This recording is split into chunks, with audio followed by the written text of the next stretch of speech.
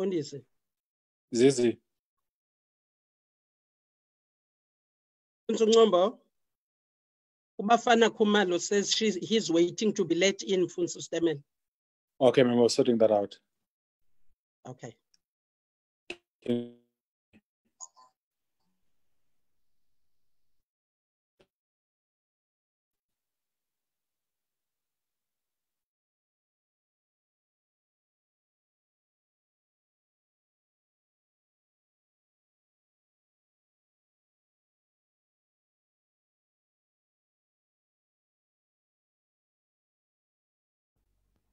Stemela, your mic is off. Yes, Lamin. We're live, sir.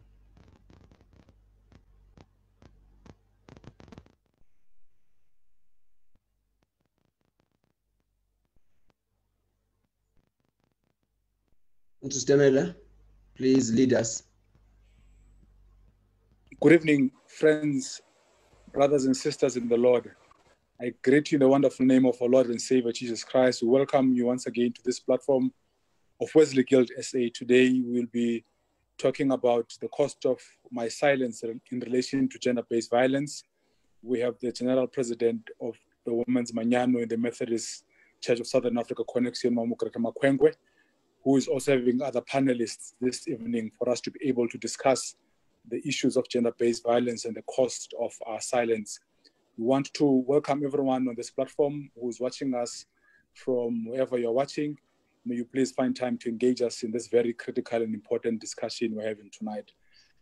I want to make a special welcome to the panelists this evening, Dr. Faye Ngoloba. Are you there, Doc? Reverend Bafana Khumalo, are you there, Mtungwa? Yes, please unmute yourself. I've Thank just you, unmuted. Miss. Yes. Thank you very much, Doc. And also, Miss Nwabisa Hekana Ukona, ma'am. Yes, good evening, Mfundisi. Good evening. And Miss Siyandlela. Are you there, Miss Siyandlela? We will now also check Umama Greta Makwengwe, the General President of Women's Manyano. Ukona, ma'am. Nkosi Mfundisi, I'm here. Good evening to everyone. Thank you very much. We will take this opportunity just to ask Mfundisi Ngombo to lead us in a prayer. And then after that, I will ask the panelists just to introduce themselves briefly. And then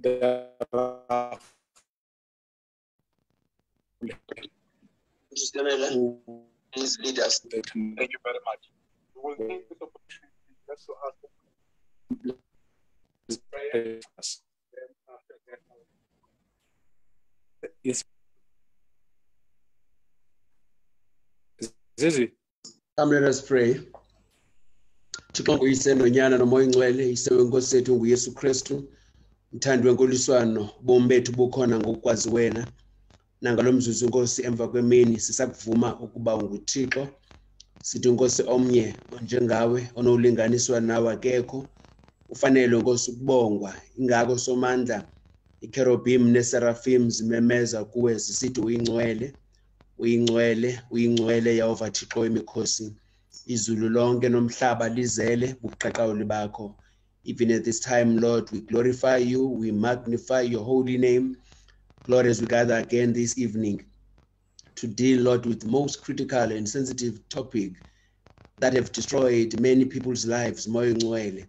Si invite Nkosi presence yakho when we gather, Lord, in this place uchilo ezwini lakho wathi Nkosi ababini nabathathu xa bedibene, and we are more than two and more than three. Therefore, Lord, we invite your presence. Here are your speakers, Lord, that we have anointed tonight to speak. Kukhulekela Nkosi ukuthi emilonyeni wabo kubekho Nkosi inkemba ezawuhlaba ihlabanisele yahlukanise Nkosi phakathi kwethambo ukuze somandla kube khona umuntu othi omameleyo esekhaya athi Nkosi ngalamini ndancedakala Nkosi impilo yami yatshintsha.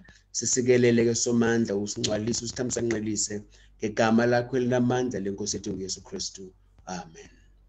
Amen. Amen. Amen. Thank you very much, Mfundisi Ngombo. We'll now give just a minute to Dr. Faye Ngoloba to introduce herself. Over to you, Doc. Good evening, everybody. I'm Dr. Faye, as you have said. I am the founder president of two organizations, Warrior Woman of the Kingdom and Talita Kumi. Thank you. Thank you very much, Doc. Reverend Bafana Khumalo Mtungwa, will you please introduce yourself to the platform? Thank you.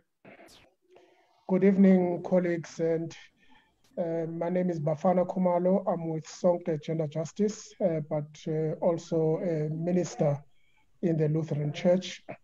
It's a pleasure to be with you this evening, although we'll be discussing very concerning matters, but appropriate for us as a faith community.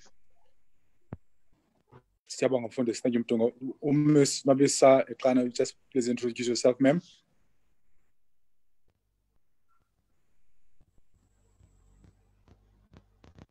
Miss Ekana. Good evening to all the Methodist community. I greet you all in the wonderful name of our Lord Jesus Christ. I'm Nwabisa Ekana from Circuit 313 in East London. I'm a motivational speaker and a social activist as well. Thank you very much, ma'am. Miss Yandlela, are you with us?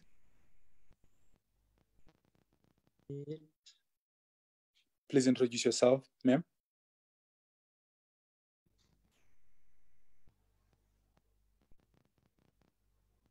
We apologize for that. We seem to be having some technical glitch with Miss Yandlela. We'll now hand over to Umama Ugreta Makwengwe, the General President of the Women's Manyano, to please lead us. Over to you, Madam President. Thank you, Mfundisi. Good evening, everybody. NdinguGreta Makwengwe, ndingumama othandazayo, Secretary 312 King Lamstown. Ndisanikwe inyoba nguThixo to lead the Manyano in the connection. Thank you.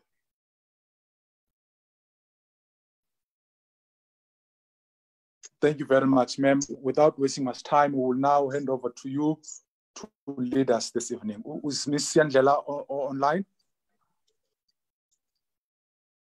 Wants to come. Miss. Okay, we will. Thank you, Mfundisi.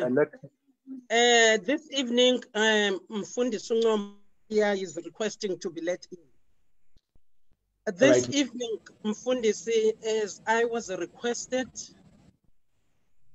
to speak to the PB's theme for this week, I asked Umama Unwabisa Ekana as a Women's Manyano member who is passionate about women empowerment and especially the area of gender-based violence to be part of this panel. Also, I contacted people because it doesn't matter how much passion you have, you must be knowledgeable about what you'll be talking about. So I requested Dr. Faye Ngoloba, with whom we serve in various programs, to be part of the panel. Also, as the Manyano, we have a partnership with Sonke Gender Justice through the mission unit, Umama Nancy Heron, and through We Will Speak Out South Africa, and I requested Mfundisi Khumalo to be part of the panel. And also, Siya Ndlela will soon be joining us because I wanted the panel to be intergenerational so that we don't get perspective of the older generation. We also get a perspective from younger people who are experiencing these things. So Usiya Ndlela will be joining us as a young person who will also be part of the panel. And then amongst others, we also have women from women of Africa Arise, who are also busy and passionate about gender-based violence across the continent. So this is the panel that will be speaking to us this evening. And the reason for it to be a mixed masala like that is for us to get all perspectives as we attend to this issue of silence in the face of gender-based violence.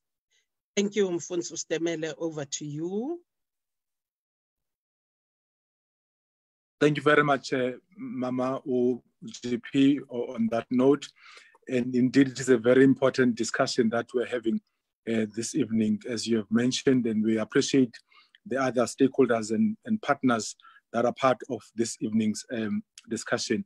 Therefore, I will hand over directly to you to lead us, and then thereafter we can engage the other panelist members in this regard. Over to you, ma'am. Thank you, Mfundisi. Mfundisi, as Christians, we've been taught and we know that silence is virtue. In many parts of the Bible, many verses teach us to be silent in the face of God, to be silent in waiting on God to work wonders in our lives.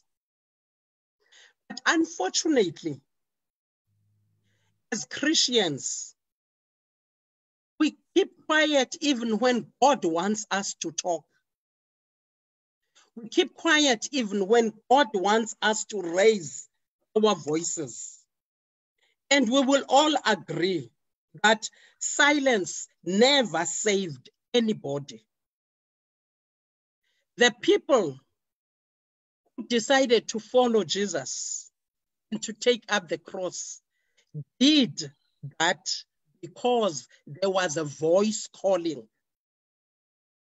There was somebody talking to them, so they responded. So if we want to be saved, there should be a voice calling. And unfortunately, whether as individuals or as a collective, our reaction to gender-based violence, our reaction to sexual harassment, our reaction to immorality, we chose to be silent. And that seems as if we have little concern for those for whom Christ has died. So we are here this evening, especially as mothers, because that's how I think, especially as mothers. Our children come to us, our nieces come to us, aching, crying, that so-and-so has done this to me, has abused me, has sexually violated me. And the first thing that we would do, we would think, as Christians, we have this aim of not bringing the church to disrepute. I should be the last person that you talk to her about this. Please don't tell anybody else. Keep quiet about this, because we don't want to bring the church in disrepute. So the person who did this is an honorable person, is a respected person, so it shouldn't be told to anyone. Most of the times, it's mothers who do that. It's mothers who do not trust their daughters or their nieces when they confide in them. So we are here, as you have said, cost. What is the cost of our silence? What is its impact to the victims, to the people who came to us in trust, only to be let down by us? we have killed them. We have killed their trust in humanity. And because they were looking up to us, and we are the very people who do not trust them, then to whom else will they turn to? Definitely, they will have the feeling that nobody will listen to me, nobody will trust me. It's not enough then to acknowledge the cost of our silence. We should do something to change that culture of silence and silencing others. How should we do it? Which habits should we unlearn? Which new ways of doing should we adopt so that our daughters, our young women, and us ourselves do not die in silence? What then can we do? That's why you are here. We're going to look into that. And the other members of the panel are here to help us through that. Thank you, Mfundisi, if you will allow me. Thank you very much, ma'am. We'll come to the questions and comment section later, as we're going to ask an input from Dr. Faye Ngoloba, just to give an input in this regard. Dr. Ngoloba, are you there?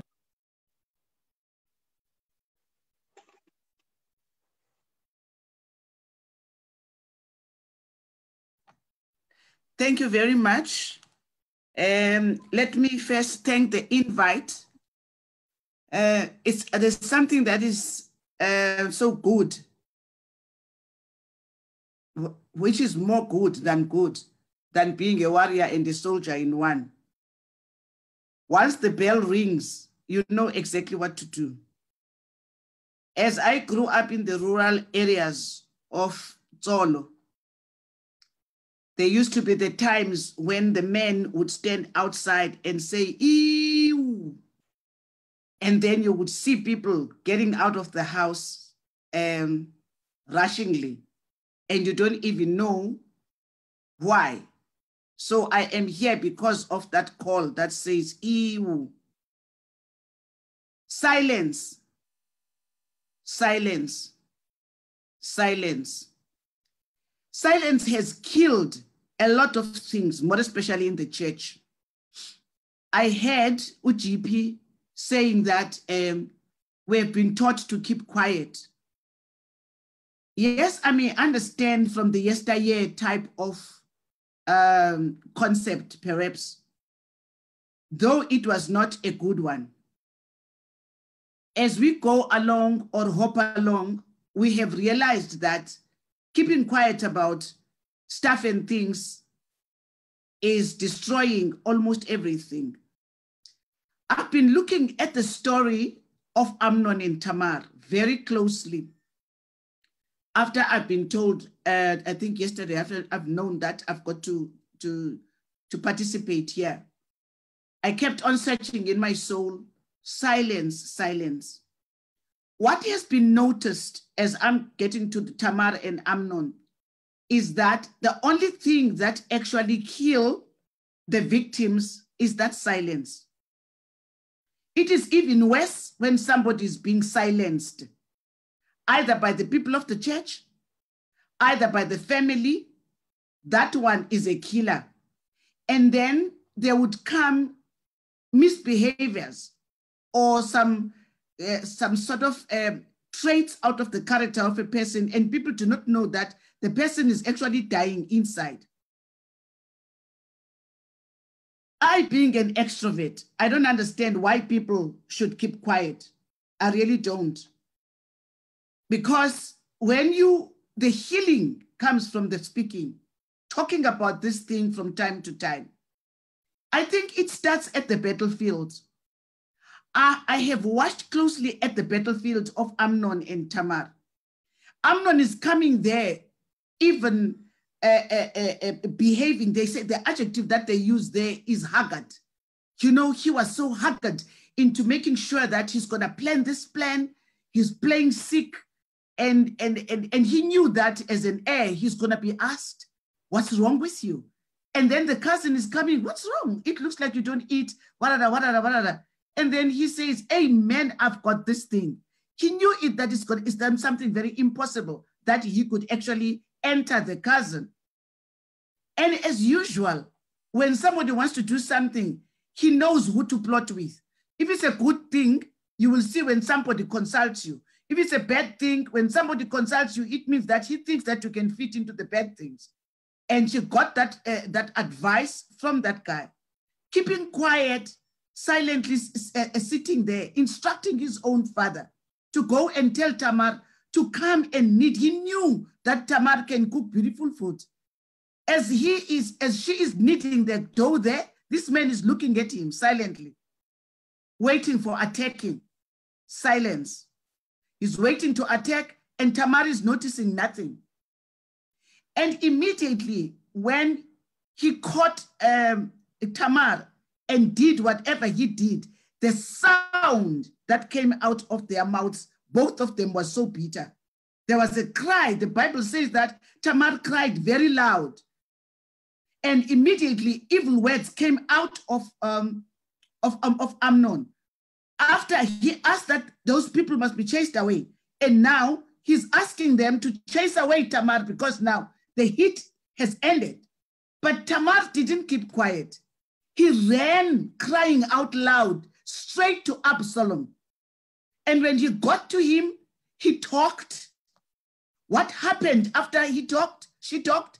Absalom had to make sure that this is dealt with no matter what.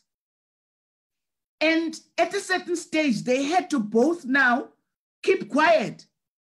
For 2 years, keeping quiet. You can see the result of that was now Amnon being killed because they've been quiet for 2 years. What is to be done then? My feeling is that the church has got to come out of the reeds. The church has got to make sure that they've got problems where they provoke people to talk about stuff and things.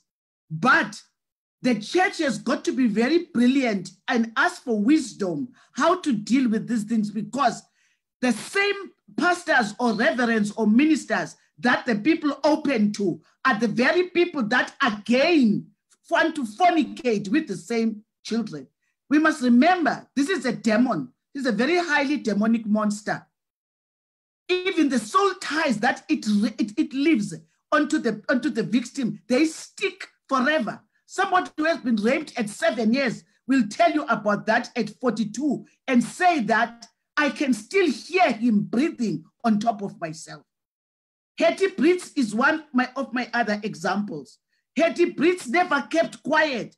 She prayed under that man on top of him, of her, in her same house. She prayed for this man. She opened the mouth and prayed and said, surely God, I am going to die.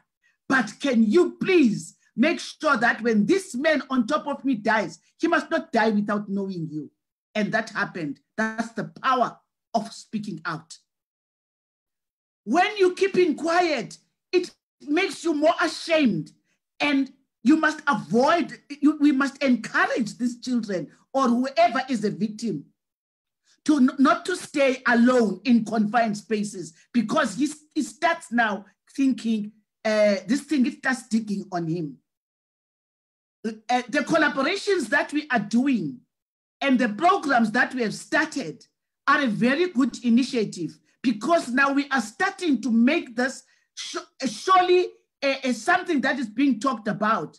Also in our talks, we've got to make sure that we confirm to the victims that it is not a shame to be raped.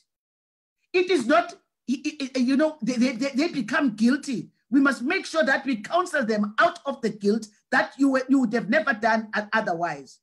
Also, we must make sure as a church that we bring Jesus Christ closer to them, because there's only one healer, but one, and that healer is Jesus Christ. People have got to come to understand how it works to be close to Jesus Christ, how it works to be born again, how it works to be closer to the real people. the victims do not trust anybody. They lose the trust. We've got to work towards a situation whereby we build the trust in them. We've got to create some people that are ambassadors around the church and make sure that those ambassadors, they really play a role of being trusted. People can empty themselves onto those ambassadors. This is what I'm doing here in Cape Town. I've got groups of the great commanders, which are men, so that men are also raped, so that men can talk to men. Pastors can sit down and make sure that they bring programs. So my suggestion is that let these platforms that we are in now work for us. Let us not just make them as a fancy thing that we had a Zoom. Let us make sure that we are making such a noise that it's no more shame when you are raped. And people are walking ghosts because of the keeping this thing. They even go to liquor. They go to drink. We must make sure that we create platforms that are going to allow them to be like Tamar.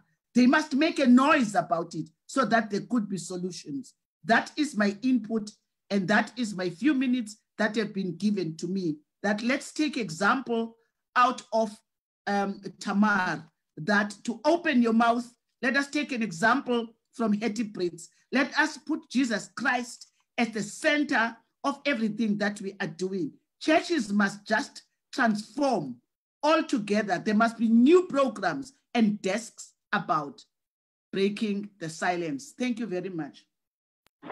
Thank you very much, Dr. Noloba, for that input. Indeed, the church has to come out of the reeds. For that input. Let's do a generational mix now and ask Miss Yandlela to please chip in. Are you there, Miss Ndlela? Sia? We seem to be struggling with the connection. Siandlela, we will hand over to Miss Nwabisa Eklana to please come in. Over to you, ma'am, Miss Eklana.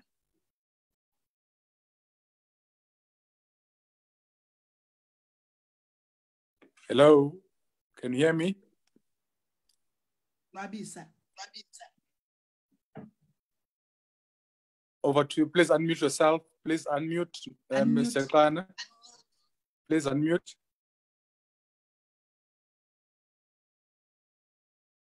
Okay, thank you, Mfundisi. Let me first thank you, Umamu General President, for affording me an opportunity to be part of the panel. I fully agree with the things that have already been said here. In fact, the majority of the Christian community has a misconception that keeping quiet is playing safe. People forget that the true manifestation of Christianity is not to compromise with the truth. The Christianity means that you will not be quiet about the evil perpetrated in your presence or environment. You cannot be a Christian and keep quiet of the wrong practices. Christ is the truth, so there is no way you can compromise the truth. All that we need to do is to ask ourselves, what are we doing about the injustices that are happening in our presence? Firstly, as the people of God, we are called to the forefront of the human struggle for the freedom. A struggle optimized in the suffering of women. In confronting gender-based violence, our efforts must begin with eradication of its presence in our church. How do we do that? Or what are the things that we are not doing in our church? Firstly, we fail to understand that we have a sacred responsibility as the church to denounce or to publicly declare the sin of our violence to be wrong and evil. We do not speak with confidence about it. And in fact, those who are in power are the ones who are supposed to say something, but they're unable to talk because they're the very perpetrators, and the church is silent about it. Those who are in position of power, I mean the ministers, I mean the stewards, I mean the members of the executive committees, they have multi-sexual partners in church, which are known to everyone, and nothing is being done about that. Although the church people know about those issues. Until such time we take a stand as a church and we speak out against such behaviors, the silence of the church will continue costing those who are the victims. The church must stop making general statements about the gender-based violence. It is high time that we become specific about issues. We do not generalize them. It is about time that the church stops seeing the problem as a problem that is outside the church. It is an internal problem, the problem that we are facing inside the church. There are so many people within the church who are in abusive marriages, and such abuse is known to the church community. But the church does absolutely nothing to deal with such abusive behaviors in marriages. Church does not create a fertile ground for issues of gender-based violence to be discussed freely without the people raising such issues being judged and victimized. Church does not create a safe space for victims of abuse and those who are victims amongst us. They are lonely. They are not supported. They are undermined. At some point, they're even victimized for the second time by the people in church. It is the people in church who are stigmatizing the victims of gender-based violence. Those are the things that we need to take away from church so that the people can be able to speak and we are able to support those who are the victims of gender-based violence. In our churches, we need to create gender justice desks. In most societies and circuits, there are no gender justice desks. The victims of gender-based violence, all that they want is someone to talk to, someone who will feel their pain, someone who will be able to provide a sound advice to them. We have young people in church, we have youth in church. They often become victims. So we need to listen to specific problems of the youth. They are in the cold with no one to talk to. We need, especially as the mothers, we need to be there for the young youth in church, for those who are young in church and the youth. We must be able to hear what are their concerns and their problems. We must be able to counsel them. We must be able to give advice to them. We need to look at the way in which the church leaders relate to the youth as well. Another thing that the church needs to do, we need to establish or to do some teachings about marriages, because I feel that our church does not talk too much about marriages. We do not address the problems in marriages. We do not talk to people who are divorced. We need to talk to those people. We need to give, how are you feeling? The church must be there for those people to provide that comfort. It is the responsibility of the church. Christians demand and quickly and move on as if nothing had happened. We tend to forget that the treasure of God's forgiveness belongs to God.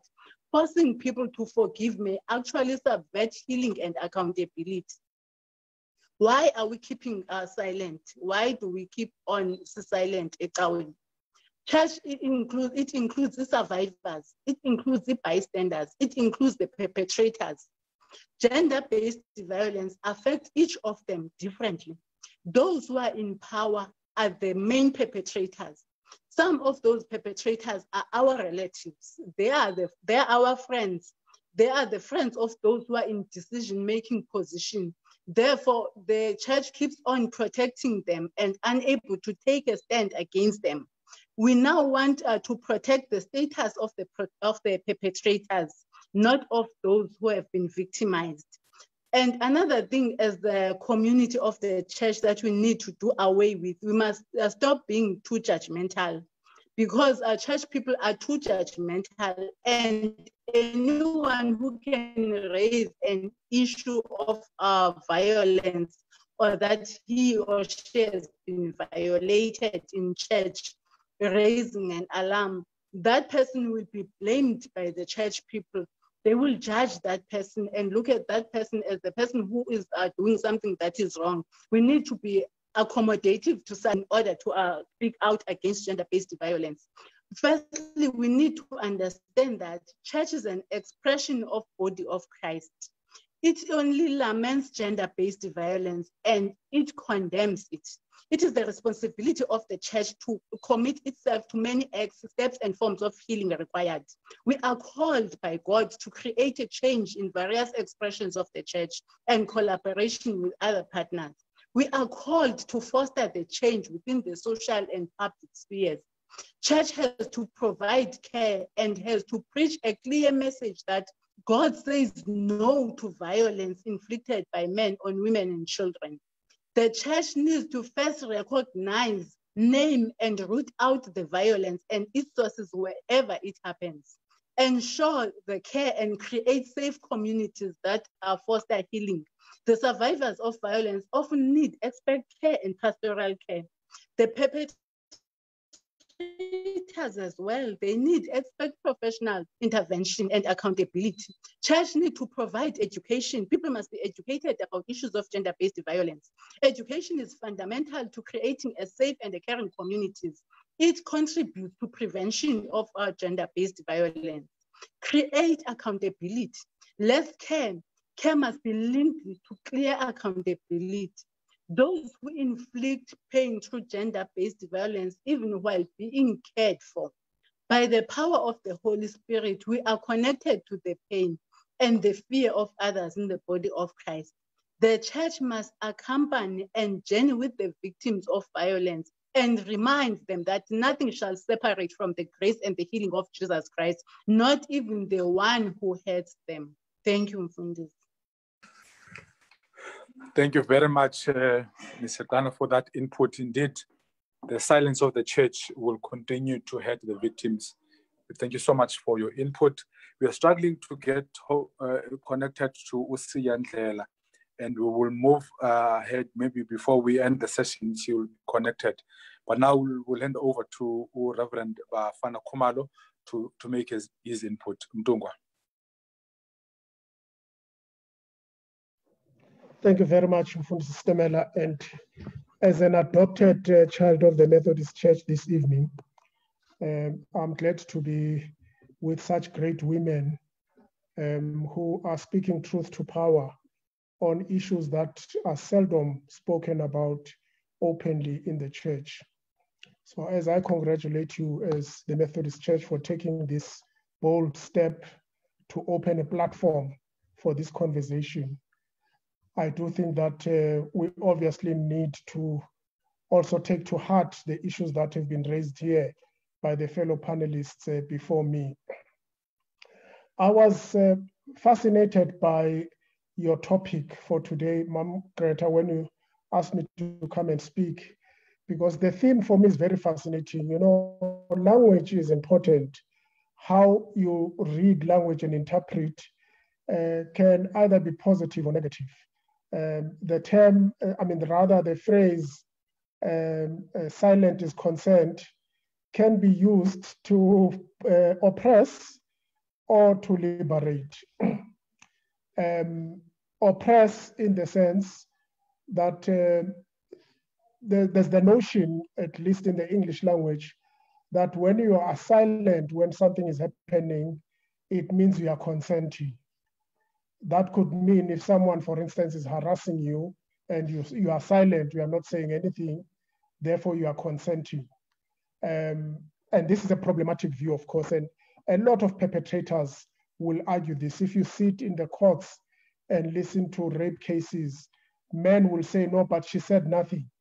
You know, she didn't say no, she didn't say anything. But we all know that not saying anything does not mean consent.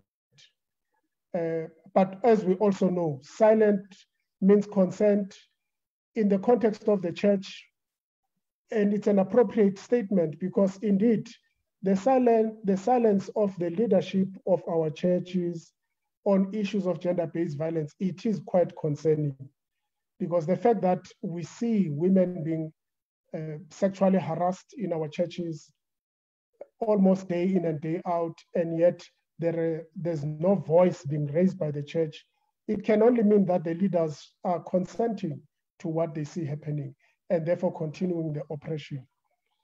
As they say in the Lutheran Church, God works in mysterious ways. I had also reflected on the text that Umam Ngoloba has raised in her intervention, the story of Tamar. A very fascinating story, because if you read that text very carefully, it's a very troubling text. It speaks to us. It speaks to us particularly as men, but I do think it speaks to us as a church as well. because here's a text that tells us about rape that is happening in the context of the family, in a space that is supposed to be safe, committed by people that are well known, who collaborate, because we see the plot of the men in this story, who concoct a plan to subdue Tamar, right from David to Amnon.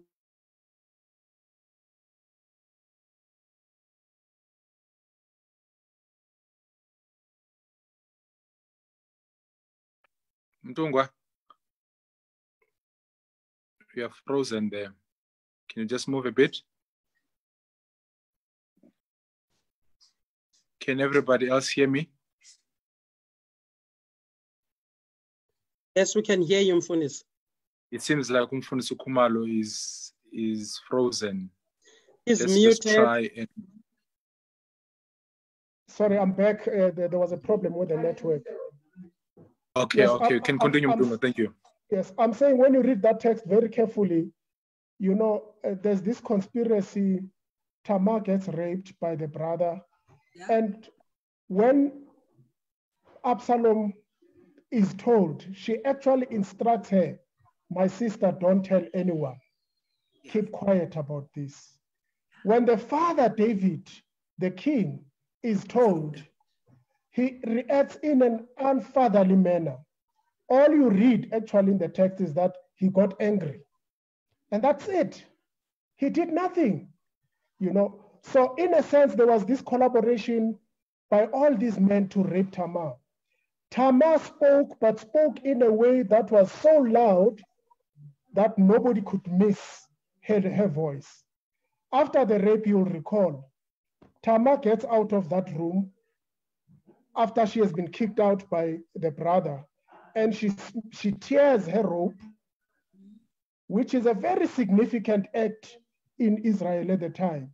Because for someone to tear her clothes from royalty and put ash on her body was very loud message. It was saying to the community, something that should not have happened has happened to me. Power has actually attempted to destroy my life, and I will not be silenced, you know, I will not be silenced. So I am saying, fellow Christians, the challenge we are facing is that we sit in our churches where we protect perpetrators day in and day out. And that's the reason why gender-based violence will never subside in our country. Because as a church, we are called upon to speak and to be the voice of the voiceless. Somebody mentioned the point earlier that, you know, the way we are so silent, God is looking at us. And I want to remind you that Christ actually said to his disciples, when you do not speak, the stones will speak.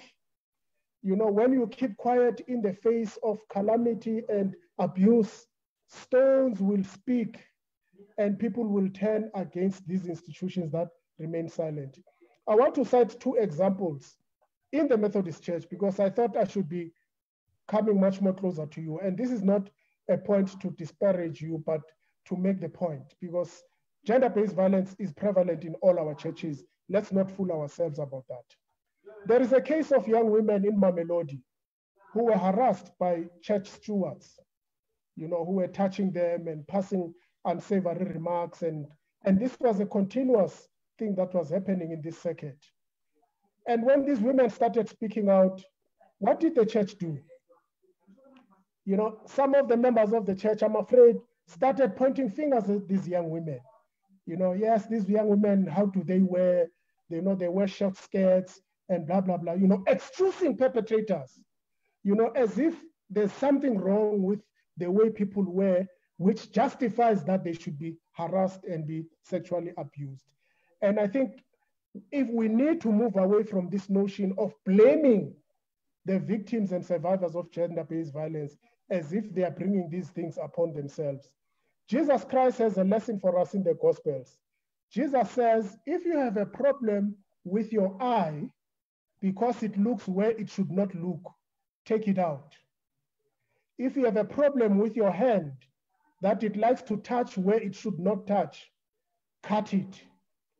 And these are the messages that we need to talk very strongly in the church so that we show that we are intolerant to any form of abuse, because anything to the contrary justifies the perpetuation of violence against women. The second case relates to a prominent leader. I will not mention his name, but I'm sure it's a story you also know, who was recorded uttering very disparaging and misogynistic statements by one of your fellow female clergy. Uncharacteristic for a leader of the church to cast aspersions on a fellow clergy simply because she's a woman. Body shaming about her boobs and what have you and what have you. Now, I'm sad to say, colleagues, that that story which went viral, it was public, the very person wrote a tweet early in the year celebrating on Twitter that yes, he's been exonerated. He thanks those who supported him. Now, what message are we sending as the church when somebody who was caught on a clip violating a fellow colleague and disparaging her to other men, basically debasing her leadership as a clergy to that because she's female, she's almost subservient to men in the service of God. And the church finds technicality to say, no, actually there's a technicality, we can let him off the hook. We need to stop these kinds of behavior where we excuse perpetrators and allow them to get off scot-free. Because we are sending a message that actually it's okay for men to do these things, to speak disparagingly against women, and we will accept it and look the other way.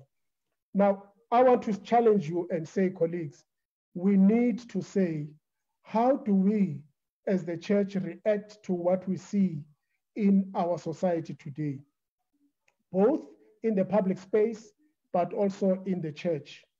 And the question I always ask myself, which helps me to guide me, I always ask, what would Jesus do? If Jesus was living in South Africa today, experiencing the things that he sees that women are going through, what would he say? I can assure you that Jesus will not be silent. I can assure you that Jesus would be speaking. I can assure you that Jesus will be holding those who are perpetrating these acts accountable. And that is where we need to get to. If we say we are following Jesus, then we must follow truly, both in his moral and ethical conduct, in the way that we carry out our leadership. I pray that we get to that level as the Church of Christ, so that we become the salt of the world truthfully, and we become the light of the earth as it is expected of us. Thank you, Mfundisi. Thank you very much. Thank you very much, Reverend Khumalo, for that input. Indeed, the silence of leaders of the church is concerning, as you mentioned, and we need to say, how do we react on what we see in the public space? And as followers of Jesus, Jesus will not be silent, and we will continue to talk. We can see that Usiya Ndlela is online. Siya, this is a platform for you to make your input. Ms. Ndlela, over to you.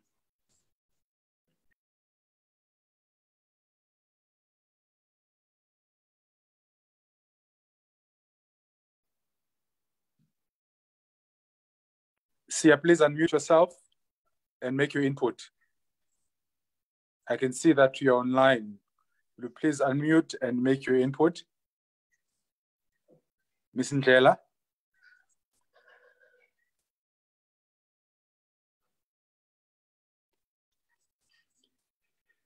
I think we seem to be having some serious technical challenges in connection with Ms. Ndlela.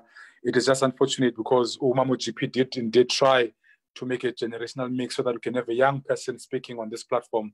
For this platform is basically and mainly for young people, although the other people are watching on the platform.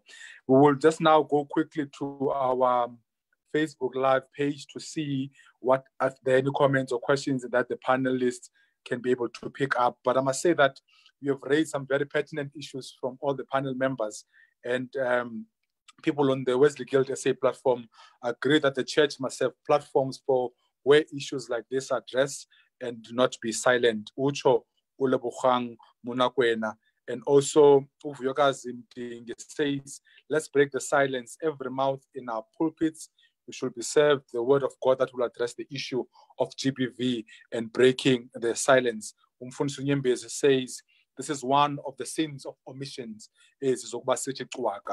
and other people indeed are agreeing on the inputs that have been made by various panelists. At the moment, there are no questions on our Facebook page, and we hope that as we continue before we end, we will be able to engage Ms. Siyandlela. GP, I'm just going to be handing back to you if you've got any other inputs before we ask for concluding remarks, because on our Facebook platform, there are currently no questions except comments of people echoing what your panelists have mentioned this evening. Ms. GP. Thank you, Mfundisi. Mfundisi, I will just say, not to speak is to speak. Not to act is to act. Because deep down, you really know that this is wrong. You just choose to look the other way. And the church should provide psychosocial support to the survivors of gender-based violence and make them feel at home, embrace them. As somebody said in the panel, do not be judgmental, so that people can get a safe space and be able to open up. And one other thing that I feel as a church we should correct, we are too much big-headed about our organizations. We work in silence. And you will find out that there is assistance in one organization that can assist the other.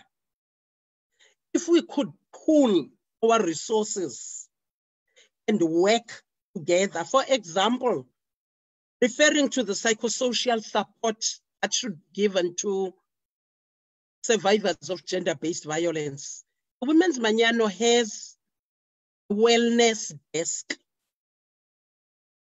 And the people manning that wellness desk, you have doctors, medical doctors, you have ministers, you have lay people, you have lawyers, so that when somebody is faced with sexual harassment, is going through the court cases and the procedures and feels harassed from all corners, there is a desk that can embrace her and give her support. But unfortunately, the programs do not cascade to society level where mission is supposed to happen and where people are hurt.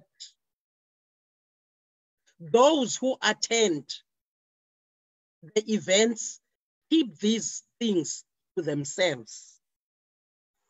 And also the Girl Child program, which should be happening at society level, where the girls are groomed, where public speaking, they are trained in public speaking so that they gain confidence, they gain resilience, they're able to speak out. Society level, when we come from connection and district, we should implement those things at society level where the people are hurt and they can know where to go to get assistance. The way we do mission is so fragmented, and people go out to look for help whilst leaving help inside. And that should be improved. And the training of leaders on gender equality, both clergy and laity, is a necessity, because some people do want to help, but the way that they give their help depresses the victim more. But if that particular person was trained as to how to deal with certain issues, then he or she would be of great help to the survivor. So that training of laity and clergy on gender equality is also important. And men should speak to men, saying, using your position, using your power to inflict pain on women and children is not right. Not have that attitude of, it's not my baby, and but you see that what is happening is wrong. So I wish that everybody, all of us, within the church and outside the church, don't sweep things under the carpet, don't make as if they are happening, because they are happening. And there's no neutrality where abuse is concerned. Much as I say that, these perpetrators also need assistance so that they change the mindset, so that they also will work on them to behave otherwise. Thank you for this. Thank you very much, Mam GP. And I think we see that in action, that you're trying to pull all resources and get other people to come and help us as Methodist people. We see that you've pulled people from various backgrounds, and we appreciate that, to show that we really need to pull together and not work in silos. We even have the adopted Methodist who's a Lutheran, Umfundisi Khumalo from Gender Sonke Justice, siyabulela kakhulu for making that example for us to follow, in order for us to be able to work and pull together. I'm going to request the members of the panel just to have their concluding remarks, 2 minutes each. I will start with Ms. Sekana, and then go with Baba Khumalo, and then the last two panelists. Please, your concluding remarks. Over to you, Ms. Sekana. Thank you.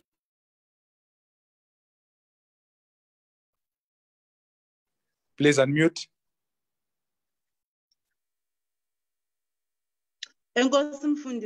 We all need to condemn the actions of gender-based violence. Justice will not be served up until those who are not affected are as outraged as those who are affected. We cannot worship God and remain silent in injustice and exploitation. But the good news to those who are the victims, God knows and loves us deeply. Your violated bodies are known by Jesus Christ, who was so exposed, tormented, and wounded. He also cried out to ask why God had forsaken him in his deepest moments of need and fear.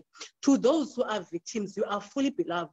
God's promises and restoration and healing. Thank you. Thank you very much, Ms. Sekana. Reverend Khumalo, your concluding remarks, sir? Thank you. I do think that, as I've said at the beginning, this is a good start for the Methodist Church with the program that the presiding bishop has set for 7 weeks to cause a reflection within the denomination on these important issues. I think we need to build on that. How do we take that to the next level? That requires looking at our own practices. I know that, like in my own church, we still treat boys and girls differently.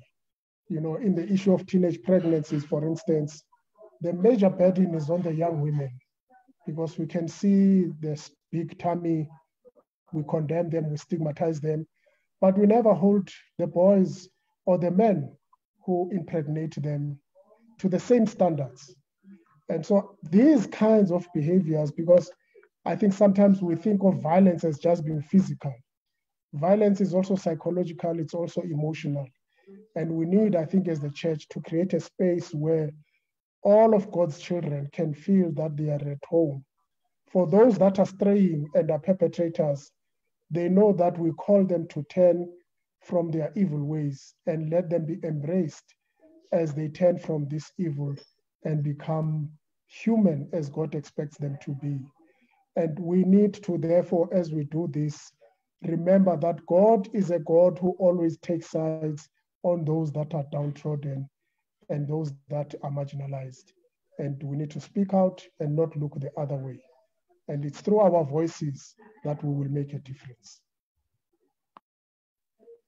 Thank you very much. Thank you very much, Reverend Khumalo. Indeed, we would need to make a difference. And I think you have made a point which is very important, that as men, we should be leading this kind of conversations and take actions, making sure that gender-based violence is kept. Thank you very much. Dr. Ngoloba, your concluding remarks. Thank you once more. Collaboration is the key. We cannot work in silence. We are the pieces of one puzzle, and the puzzle is the kingdom of God. Collaboration should not be just about gender-based violence. Even interdenominational, there's no difference between a Methodist church and an Anglican church. We've got amapara, criminals that are coming to the church only to come and they make themselves like they're confessing. I've got people that I've met that they confess that they went to church only to go and look for girls because they know that they've messed around with the girls outside. So they know that those in church are looking for people in the church. And that has got to be looked with a very sharp eye. We've got to make sure that we create relationships across each other. In other words, now that we've got this adopted child, then this adopted child will invite us to her, and we have sessions whereby it's just everybody, it's all the people all in one place. Point of identity. Most of the people that are in church, they lack identity. It's either they are fatherless, they are broken, they go to the church because they think it's the place of comfort. We've got to have programs where people have got to identify with themselves, know who you are so that you can be able to be proud of who you are and work as you are. Remember, boys are being raped as well. I always want to make emphasis of this. And because men are not easy to talk, they are the hardest to talk. And more especially if people have been to jail and then they come back, they come and spread that thing around here. You can be surprised if you could know how many pastors that actually confessed of having been raped even in the younger stages. And that we've got to unity, I think, is the best. And working, like unity as in unity. And also trying to make sure that we are strong in actually not compromising. Compromising has actually left us with a very thin church. There used to be protocols in church, umdala ebeyaz makana uthetha nomshumayeli and all those things have gone down. People do not know, that those respective levels used to mean a lot. Like a mother's union, we would know that it's a dignified mother. It's not a mother that's going to be adulterous and all those type of things and be discussed by girls or run around with boys. So we need to look at such things because they actually restore our dignity. And thank you very much. Thank you very much. Thank you very much, Doc. We'll now hand over to Ms. Ndlela to make some concluding remarks if she can be able to join us. Ms. Ndlela, are you there? Thank you so much, Rev. I hope you can hear me clearly, and I apologize for being in and out. My network has been a very big problem. It's a great honor to be part of this meeting because we have such a big problem in this country of gender-based violence, especially in the church place. So I am happy that the Methodist Church decided to take a step in dealing with these problems. When we have victims of gender-based violence in there. And I want us as the churches to also report these cases to the police. Don't be silent. By the pastors or only abantu abathile lengxaki ye-GBV. It should be reported. We should not be silent. I always tell people that when we are silent in matters of gender-based violence, then we are abusers as well. The church members is being abused. It makes you an abuser as well. Report such matters and let us work together in moving forward and getting rid of gender-based violence in our country. Obi when we have women being abused like this and also men being abused, because it's not only about women only, but there are men who are abused when it comes to GBV. So let us work together. And to the victims of GBV, please report these matters. And there are social workers with GBV Command Center who are willing to help you on such matters. You just call the GBV Command Center and they will assist you. Thank you so much, Reverend. Thank you so much, Sia. We almost missed that very important input. Indeed, we have to open up our spaces and report whatever gender-based violence to the law enforcement authorities. And we have to make sure that we as a church, we are not only keeping perpetrators, but we also report them to relevant authorities. Thank you very much for that input. And I want to thank the panelists this evening for participating on this very important topic. As Mfundisi Khumalo and other panelists have mentioned, this is just the beginning of the conversations. We continue to have these conversations as the Methodist people and as churches in general, which is very important for us to be able to deal with that. As we close, I'm going to be requesting that we listen to this song, and I think most of the time I play this song as a lament and as a call for men to be able to listen to the cry when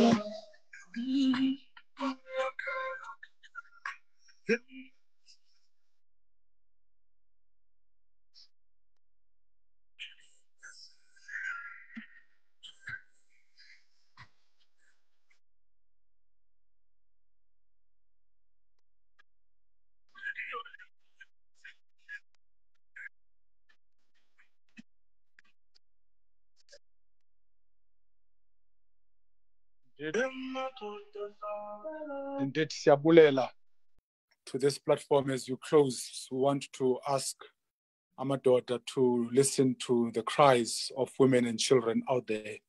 As men, we are called to stop gender-based violence, and there is a gender-based violence hotline or center, 0800 428 428, 0800 428 428, and people can contact that line whenever they have challenges. We'll ask Umamu General President to please close for us with a prayer.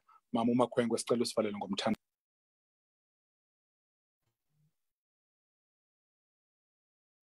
Please unmute, ma. Thank you. Lord Heavenly Father, we come before your throne of grace. Ela wena njengoThixo. Uthi Thixo zonke ezi zinto ezixoxe apha namhlanje ngobusuku. Breathe into them. Give life to the proposals. Make us so angry in the face of gender-based violence so that we are prepared to take action. Let us do what the book of Hebrews say to us. We should look on the victims of violence and abuse as if what happened to them had happened to us, so that we can be sympathetic, so that we can feel their pain, so that we can take action.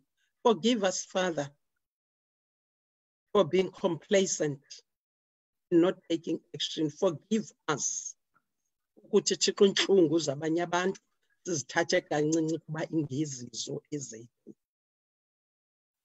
Put in our hearts love for our neighbors, so that when our neighbors are in pain, we also feel that pain. Bless your church. Make us to be truthful in everything that we do.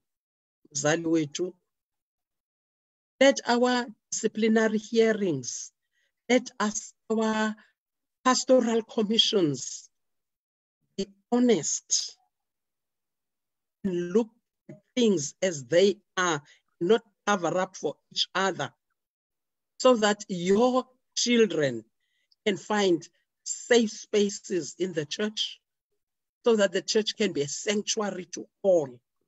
It's a way to Mengo Klunga.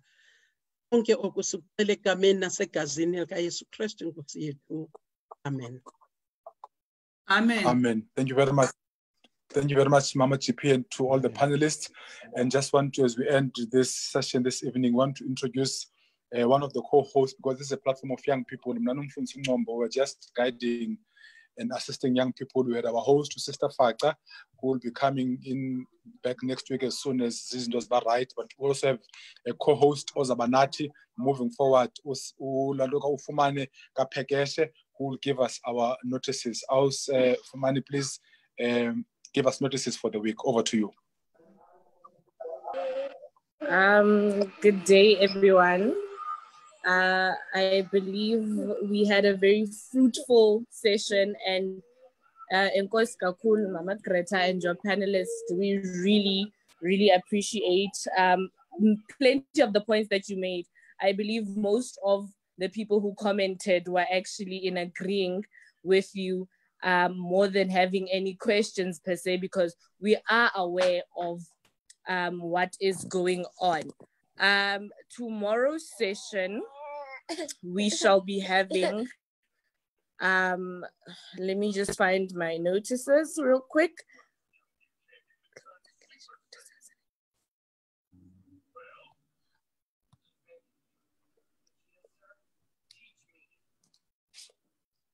Oh my word, oh my gosh. Hagana service. The next thing, Thomas. Okay, we don't have a service on Friday. We do is Cape of Good Hope money. Cape of Good Hope is tomorrow's service is with Kolo. It's with Brother Ayanda Sali, the Friday service, Yangomso. And then we have a Sunday service as well, by Reverend Gift Munnapula. And the Sunday service and the Friday service will be headed by the Cape of Good Hope Synod. Uput Ayanda Sali from Circuit 0128, Yefos Bay, and Reverend Gift Munnapula from 103 Tumisani Circuit, both from the Cape of Good Hope Synod. We hope that you guys will be able to join us and you will be in fellowship with us. And thank you once again to everybody who joined.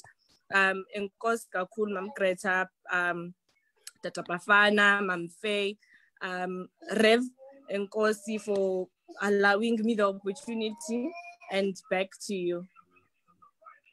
Thank you very much. Looking forward for you flying solo next week on the other programs that are coming. We will now ask the Reverend Bafana Khumalo to pronounce the benediction for us. Mdungwa. Thank you. Receive the benediction. God bless Africa. Guide her children and guide her leaders, and grant us peace. Amen.